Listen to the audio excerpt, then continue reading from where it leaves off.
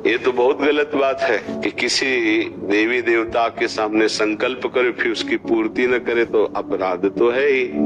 क्योंकि स्वार्थ का ऐसा ही स्वरूप होता है, स्वार्थ बनने के पूरा होने के बाद वो सब भूल जाते हैं, तो वही हमारी फिर आगे चलकर विपत्ति का कारण बन सकता है। जैसे जो हमने कुछ मांगा है नहीं पूरा किया, ध्यान नहीं है, बहुत साल हो गए, उसका उपाय क्या कर सकते हैं?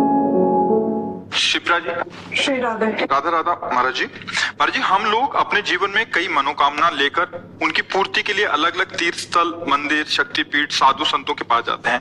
उनका पूरा होने पर समय गुजर जाने के बाद उस समय या किसी समय के अभाव के कारण वापिस जाकर धन्यवाद भी नहीं करते, जो कुछ चढ़ावा सोचते हैं वो भी पूरा नहीं कर पाते। स्वार्थी का यही लक्षण क्या पाप लगेगा?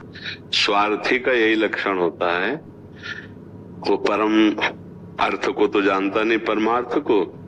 स्वार्थ की पूर्ति के लिए जब ऐसी, जैसे माता पिता ऐसे भगवान और सब भगवत स्वरूप हैं, वो तो क्षमा ही करते हैं। जैसे माता पिता जो है ना दुलार करते हैं ऐसे, लेकिन हमारा कर्तव्य क्या है कि यदि हमने कोई भी मनौती कहीं भी माना है, तीर्थ स्थल, देवता, भगवत स्वरूप, हमें जाके पूरी करनी चाहिए।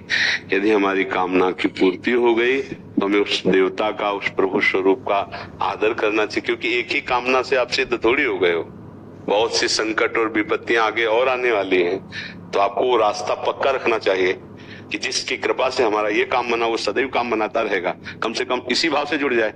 भगवान ने 4 प्रकार के भक्त कहे हैं, अर्थार्थी, आर्त, जिज्ञासु और ज्ञानी। अर्थार्थी भगवान से धन प्राप्ति करने वाला, आर्त जो भगवान से अपनी संकट निवृत्ति चाहता है, जिज्ञासु जो भगवान को जानना चाहता है, और ज्ञानी जो भगवान में स्थित हो चुका है।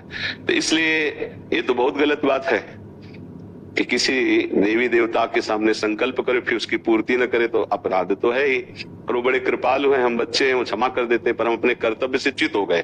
अब आगे जब विपत्ति आएगी, संकट आएगी, कामना आएगी, तो आपकी हिम्मत है कि संकल्प करे कि हम आपको ऐसा, तो आपका खुद मन कहेगा कि हम तो बहुत बेईमान है। कहा था एक बार पूरा लेके अब फिर मांगने जा रहे हैं उनसे। तो मुझे लगता है ऐसा कोई संकल्प ही मत करो, प्रार्थना करो।